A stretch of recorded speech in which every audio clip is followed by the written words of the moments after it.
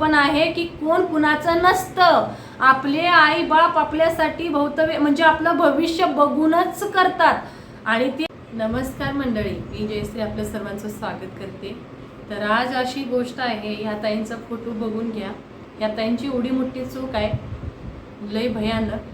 कारण हे जे जनरेशन चालू आहे ह्यामध्ये ना इतकं भयानक आहे.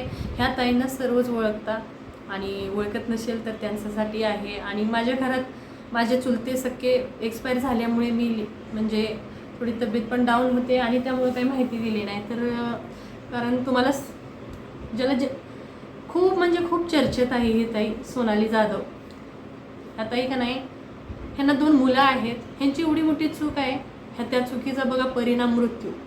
ठीक आहे, तर आज ती तरी गेली पण त्यांची मुलं 4 परिवार त्यांच्यामुळे का नाही सगळे काय सांगायचं नाही तसं झालेलं आहे. तर ह्या ताईंचं मी हे म्हणणार आहे, सोनाली जाधव ताई ह्या रील स्टार आहेत. तर सोनाली जाधव ताई ह्यांना 2 मुलं आहेत आणि बघा 2 मुले आहेत आणि त्यानंतर त्यांनी काय केलं, त्या ताईंनी नवऱ्यासोबत म्हणजे भांडण केलं. कारण का प्रियकर यांना एक कुणाबरोबर प्रेम झालं, प्रियकरासोबत का नाही निघून गेली भांडणं करून. आई बापाचं ऐकलं नाही, सासरी ऐकलं नाही, कुणाचं नाही, नवऱ्याला सोडून मुलांना घेऊन गेली. आणि गेल्यानंतर तिथं जाऊन त्यांना दोघांच्यात अडचण आली. मुलांना म्हणजे ते पुढचे जो प्रियकर आहे त्याने पण त्याचे मुलं बायको आणि त्याने पण त्याच्या परिवार ह्याच्यासारखा सोडून तो पण हिला घेऊन गेला. तर ह्या ताईंनी ती दोघं गेली. हे जे 2 मुलं होती त्यांना अडचणी व्हायला लागली त्या मुलांबद्दल.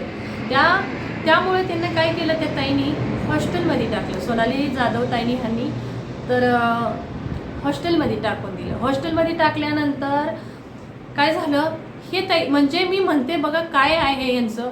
जर गेली एका सोबत गेली, नवरा नव्हता का, आई बापांना पसंत करून आई बापाच्या पुढं कधी जायचं नसतं.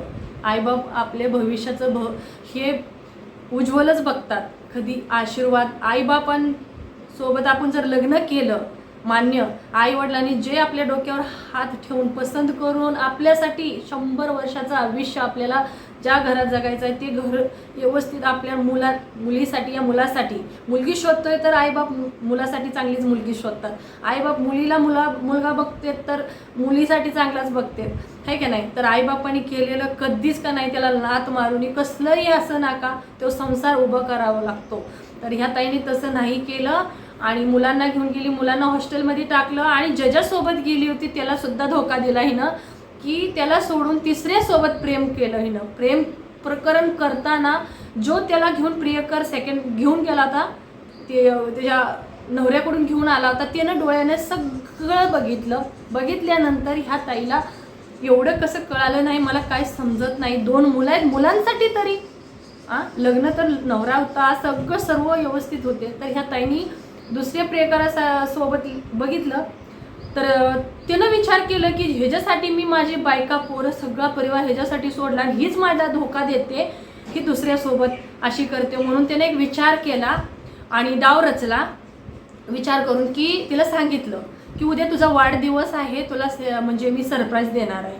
तर तिला पण कळालं नाही. तर ठीक आहे, तर त्याला घेऊन गेला आणि हे जे पंढरपूर जिल्ह्याचे ही ताई, तर तिथं तिचा गळा सेलिब्रेट आणि वाढदिवसाचा गिफ्ट भेटतोय, तिला खुशी होती आणि ती तर एवढे करत होती. मी म्हणते असं का करायचं. बोलवलं आणि बोलवून गळा दाबला आणि मारून टाकलं ह्या ताईंना. तर मला सांगा, आज तर ती नाही, खूप चर्चेत आहे, न्यूजमध्ये, इंस्टाग्रामला, सोशल मीडियावर, प्रत्येक जागी ती ही आहे. पण मुलांचं काय, जे बाप्पाचं प्रेम पाहिजे होतं ह्या ताईने ते पण तोडलं. ठीक आहे, आणि जे आजी आजोबाचं पाहिजे होतं माहेरच्या तिकडचं आणि सासरचं ते पण त्या मुलांना भेटलं नाही. आणि ही सुद्धा गेली आणि ही एका सोबत गेली तर गेली, दुसऱ्याला पण असंच म्हणजे त्याला पण धोका देऊन तिसऱ्यासोबत जात होती. मग त्यानं तसं केलं. एवढे कमेंट म्हणजे सगळ्यांची इच्छा अनुसार सगळ्यांनी मांडलेलं आहे, पण हिनं खूप चुकी मोठी केली. असे खूप चालू आहेत. ड्रम म्हणजे फरशी, कुकर, मिक्सर, काय हे भिंत, हे सगळे बघायला भेटायला लागले. जाळायचं का, हे प्रेम प्रकरण लग्न करून ही का पण म्हणते मी. आता 4 परिवार उद्ध्वस्त करून टाकलं ह्या ताईंनी. जसं की हे जे सासर माहेर, जो व्यक्ती त्याला घेऊन गेला होता त्याची बायका पोरं आणि त्याचं माहेर आणि हे त्याचं म्हणजे त्या माणसाचं पण विचार करा. त्या माणसानं पण विचार करायला पाहिजे होतं की स्वतःच्या नवऱ्याला ही बाई सोडते तर ही मला का नाही सोडणार. एक पुरुष किंवा स्त्री सगळ्या तशा नसतात, पण आता खूप काही अशा आहेत की त्यांना संसारच दिसत नाही, पुरुषांना पण दिसत नाही. तर तिला हे विचार करायला पाहिजे होतं की त्या कोणसा घेऊन गेला होता त्याला विचार असा पाहिजे होता की भाई ही पहिल्याला सोडते तर मला कसं काही ती शेवटपर्यंत नेऊ शकेल. तर तसंच झालं. स्त्रियांनी हा पण विचार केला पाहिजे. जे चुकीचे आहेत त्यांना बोलते हे सर्वांसाठी नाही, पण ही खूप मोठी घटना आहे, शिकण्याजोगं पण आहे. जी कुणाच्या मनात असं चाललेलं आहे तर शिकण्यासारखं पण आहे की कोण कुणाचं नसतं. आपले आई बाप आपल्यासाठी भवितव्य म्हणजे आपलं भविष्य बघूनच करतात आणि ते आपल्या मुलांचं भविष्य चांगलंच व्हावं असंच आपल्याला जोडून देतात. बायको काळी हो या गोरी हो, भावांनो खूप प्रेम करा, आई बापांवर प्रेम करा, म्हणजे मुलांवर करा, तुमच्या परिवारावर करा, तिसऱ्या व्यक्तीवर म्हणजे दुसऱ्या व्यक्तीवर तो फालतूपणा नका करू. आणि बहिणींना माझ्या अशा चुकीचं काम करतात त्यांना सांगते, आई बापाने आपल्याला निवडून दिलेला नवरा म्हणजे जसा पण असो, तो भोळसाट असो, काळा असो, गोरा असो, लंगडा लुळा आंधळा कसाही असो, पण आई बापाने आपल्याला आपल्या भविष्यासाठी चांगलाच बघून दिलेला असतो. त्यासाठी त्या नवऱ्याला खूप प्रेम करा.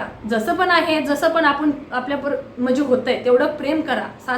सासरच्या लोकांना करा, आपल्या मुलांना करा, आईबापांना करा. आता ह्या ताईबद्दल आईबापांचं काय हाल चालू असेल आणि त्या मुलांचं काय असेल, तर असं माझं म्हणण्याचं तात्पर्य आहे, आपण जिथं दिलंय त्या तिथं खुश राहा. जेवढं पण चटणी भाकरी का असं ना त्यात खुश राहिलं पाहिजे.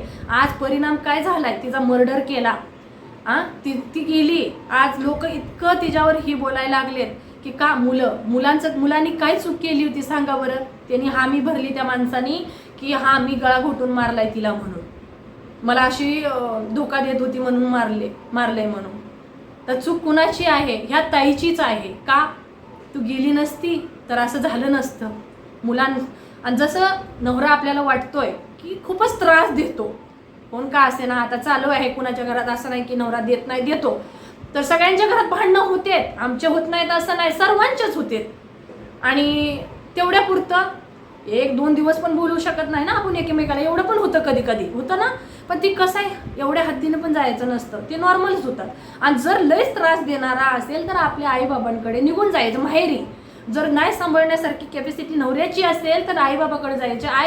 म्हणजे माहेरच्या लोकांची नसेल तर एवढी आपल्यात हिंमत आहे आजकाल की आपण काहीही पण करून आपल्या मुलांना आपण शिक्षण या 2-3 टायमाचं जेवण देऊ शकतो. एवढी तर सर्व महिलांमध्ये झालेलं आहे. तर का म्हणून असं करायचं बरं आपण? एवढं तर करू शकतो ना. तर ह्या ताईचं बघा काय कुठून काय झालं. तर मला इतकं वाईट वाटत होतं, म्हणलं सांगायचं ते. हे व्हिडिओ खूप व्हायरल होतात, असे आपोआपच व्हायरल होतात.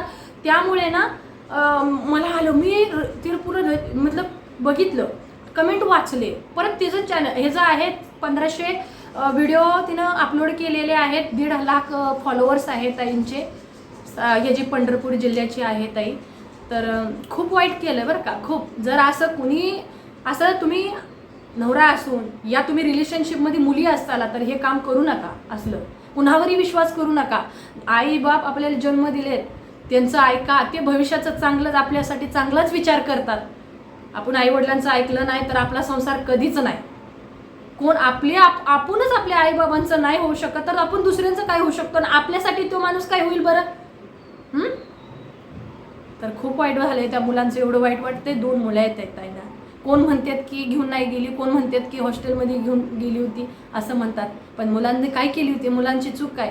आता आई बाप असे तोंड दाखवण्याचे ह्याच्यामध्ये नाही. नवरा तर म्हणत असेल मला सोडून गेली बरं झालं. आता माणसं पण अशीच म्हणायला लागलेत, हा नवरा नको होता, दुसरा घेऊन गेली, तिसरा, त्याला तसंच बरं आहे. पण आपण काय म्हणायचं? पण मुलांनी काय केलं होतं?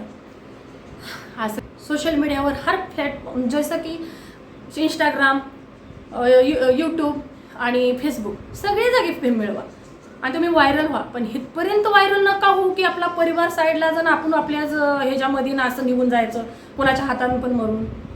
चांगलं आहे का? नाही, हे चांगलं नाही. तर काळजी घ्या, अशापासून सावध व्हा.